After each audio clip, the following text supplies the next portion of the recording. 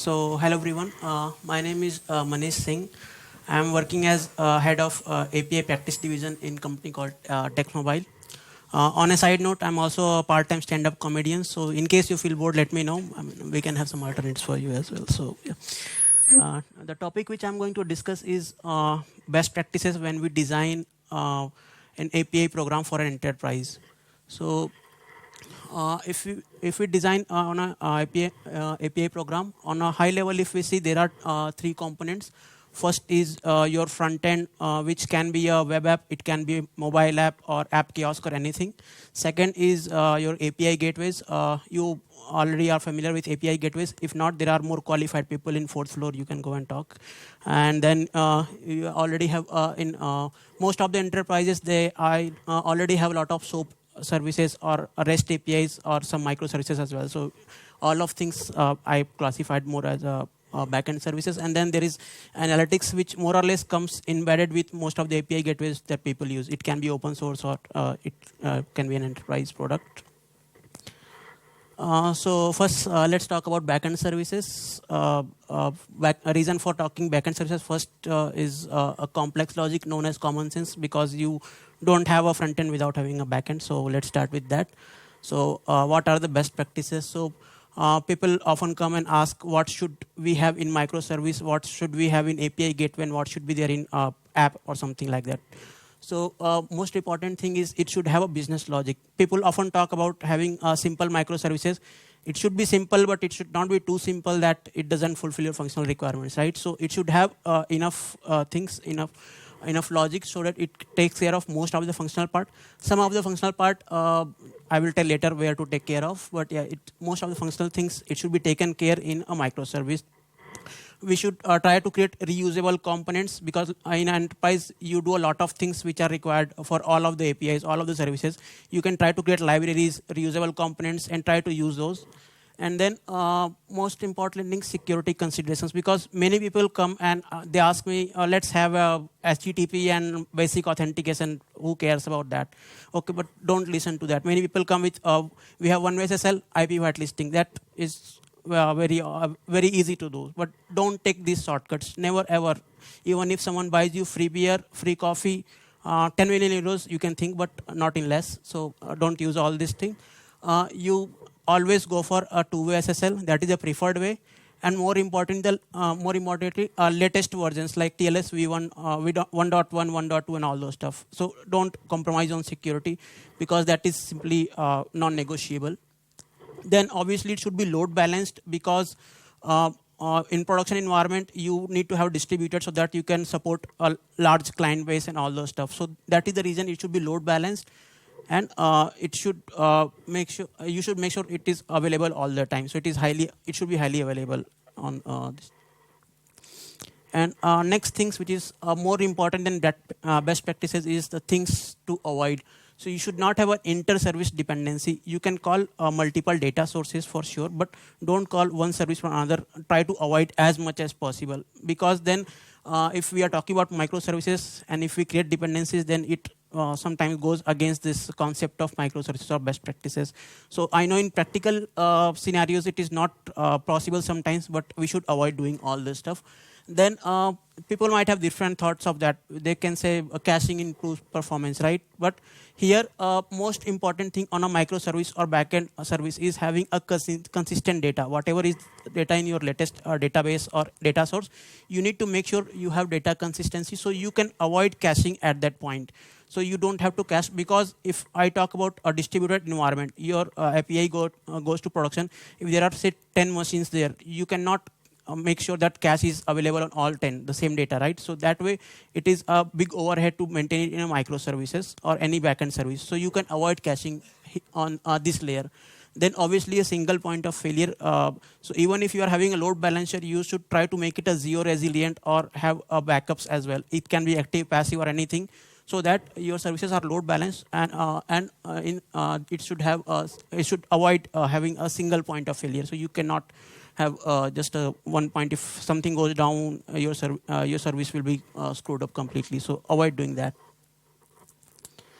And now comes the next part, which is API gateways. Many people, on my client location, whenever I go and consult on architecture, so they can ask, what is API gateway going to do? It just does OAuth and quota, and then for rest of the things, either I do it in microservice or I do it in my app. But it is a lot more than that. So in terms of microservices, obviously, first thing that you implement authentication and authorization as per latest standards, preferably OpenID Connect, OAuth, and all those stuff, because it is the latest industry standard, and it can be easily adopted by your app developers for obvious reasons. And then you can have spike arrest and quota checks on API gateways. Most of them come with these basic features, obviously. So if some client behaves in a naughty way and tries to make requests, or someone tries to do some load and performance test suddenly without informing, at least it will protect your APIs, it will protect your backend. And then the caching, as I said, it should not be done on microservices or backend services. Most of these API gateways come with out-of-box features, and these are the features that we should use on API gateway. So that way, on certain conditions, if you know some data is not going to be changed for certain time and all those stuff, then you can do caching. And more importantly, if all your traffic flows through API gateway, so whenever you are making an update call, at that time on the gateway layer, you can flush that particular cache entry, and the next time whenever someone makes a GET call, you can populate that cache. So more like that. So in that way, you make sure data is consistent as well, and at the same time, you are improving the performance, because API gateways are meant to be performance optimized. And then mashups. So mashups usually come as a part of functional requirement sometime, right? For example, you having a payment service to make a payment, and before making a payment, you want to check if that card is valid or not. For example, you can check if that card is valid or it has a proper balance or not. So that kind of things you can do. So your service, it can make to one service to check the balance or check if the card is valid or not. Second call, it can make an actual payment, and then it based on both the responses, it can process some of them and present it back to client. So all these mashups, so all these API products should be used for this purpose. So it should not be that many of the people avoid using that on API products, API gateways, and they usually do on microservices. But these are the things which can be done on API gateways mostly. And next is secure storage, because many times you call backends. When you call backends, you have backend credentials and all those stuff. Backend credentials, sensitive data, and all the information. All of them should be stored securely. So it should not be read anywhere in the logs, or it should not be checked in during the debug calls or anything. It should be made secure so that you never read it anywhere. Because if there are some compliance failures, or if someone hacks it, then it will be a big problem for in terms of enterprise. And then data transformation, because this is one of the standard use case that any marketing guy from API gateway tries to sell it, because you already have a SOAP backend and you want to expose it as REST. For example, in telecom domain, there is a community known as Open Mobile Alliance, or OMA. So OMA has their standard set of APIs specification defined, which all of their telecom companies, they can expose it, so that it will be easy for developers to develop apps based on that and consume their APIs. So that way, because most of telecom companies already have standard services like SMS, payment, location, MMS, all those stuff. And what they want to do is, if you want to make something called OMA compliant, they can use API gateway. So API gateway will take a REST call. It can convert into SOAP while talking to backend. When it gets the response from backend, it will convert back from SOAP, again does a transformation from SOAP to REST, and then send it back. So that way, these are the standard use cases why use API gateway. So in that way, it will save development time, and even your existing partners who are using existing services, you don't have to do the development, and even they don't stop using those services because it might break something for them. And the things to avoid, first is the obvious, because business logic, you need to place it at one place, and that is in microservices. Second is calling services in a loop. So for example, you have a subscription service. First call is to get a subscription service which tells what are the subscriptions your user has. Second is making a call to check if those are how many packages are there, and then you can check for each package and or each subscriptions, something like that. So those type of things we should avoid using on API gateway, because calling in loop will require a custom code, and anything which you more custom code you write, especially in calling in loop. So if you are having a custom code to process response, do validation, then it is fine. But calling services in a loop, then you need to write some most likely a Java or some other code there. So that is avoidable, because in that case it will take a very big overhead on performance. So then it is a problem. So in that case, if there is a use case where you have to call multiple services in a loop, better you have that in a microservice or somewhere else, and usually call this. I am telling this because in my personal experience only, there was a use case and I had done that, and I'm not really proud of that. But to my defense, I was a helpless, innocent developer at that time. So, but I can say you guys avoid making such mistakes, and because initially it looks like just a performance, but later on it will be a big mess. Not just performance, but you cannot even port the logic to somewhere else, and you cannot get rid of that service. And for edges, new guys will come and they will curse you. You are getting, a lot of a lot of heat for all the stuff. And next is proxy chaining. Proxy chaining is like calling one proxy on a gateway from another proxy on the same gateway. So these type of things are avoided, because in many of these API gateways, when you make a call from even if it in a same proxy, they go through HTTP, so they go via internet and call them again. So if it is a local host to local host call, then it is fine. But if it is a going via internet and coming through again, then you are adding another hop, and again it will be a problem in terms of performance. So you can avoid all this proxy chaining as much as possible.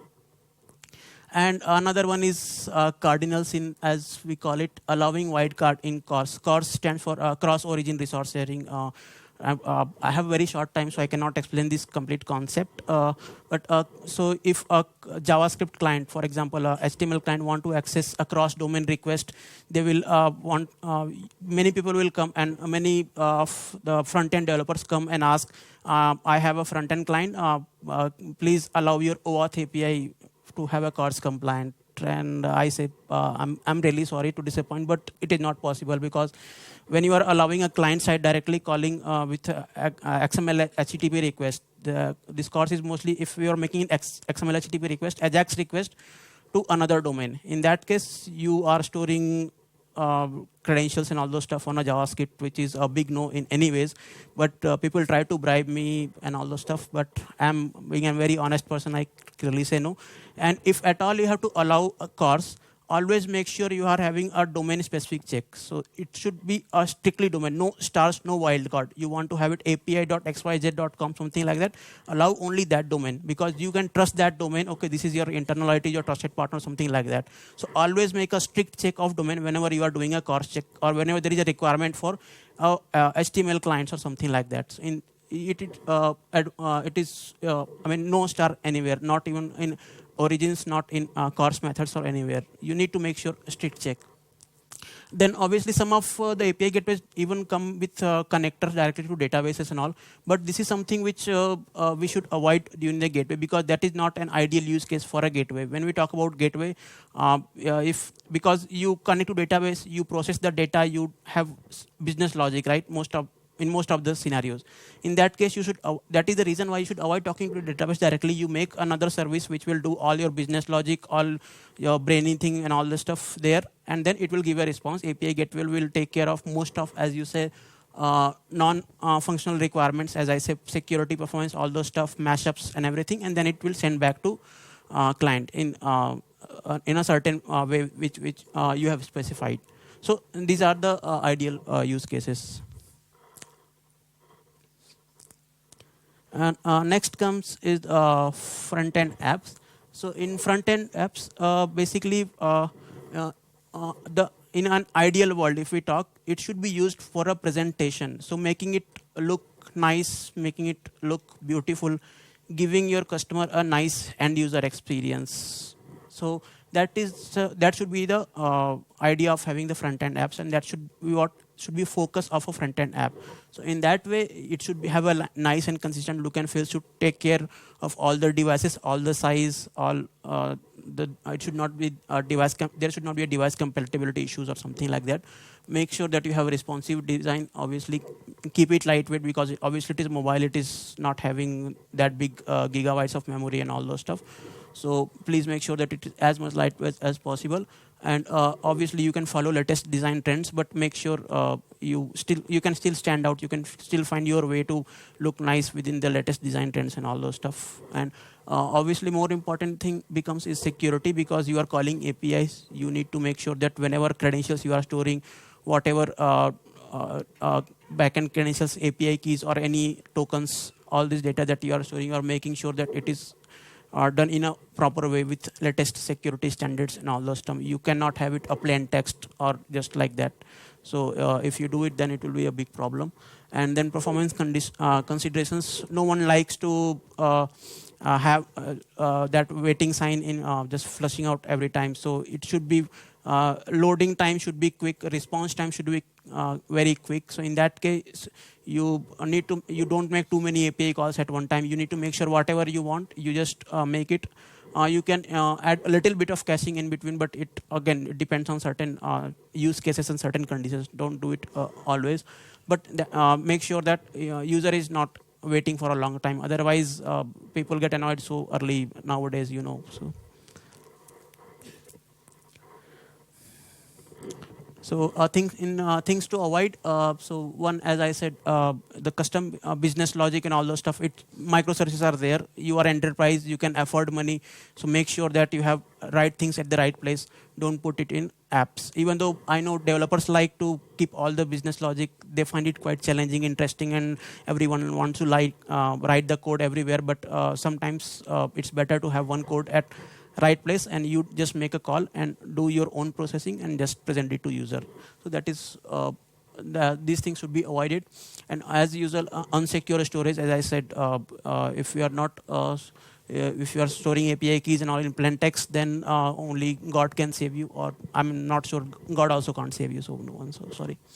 And then calling API over plain HTTP, you should not have any API exposed on a plain HTTP. Obviously, use latest SSL versions and all those stuff for making calls for obvious reason.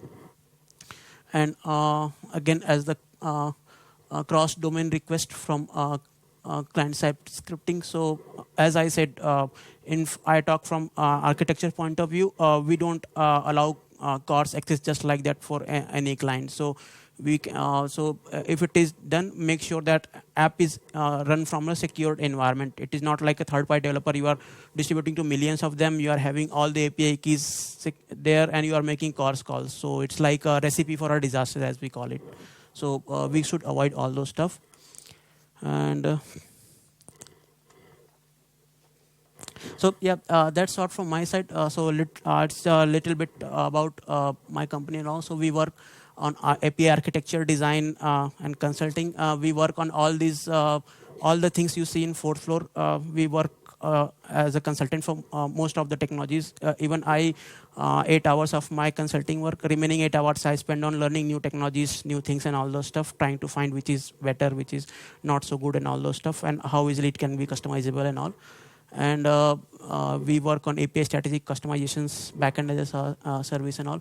So you can, if you want to talk, you can find me near speaker registration desk on our Text Mobile. We have our banner, so you can find me there. We can have a discussion if you want to know anything about APIs, architecture, and API gateways and all those stuff. And I'm also consulting in terms of security and performance. So if, say, your client needs 800 transactions per second, but your API is giving 400 transactions per second, you can ask me. We can do some magic, and we can make it fulfill the requirements. And yeah, these are my contact details, so if you wish to reach out to me. So thank you. Thanks a lot.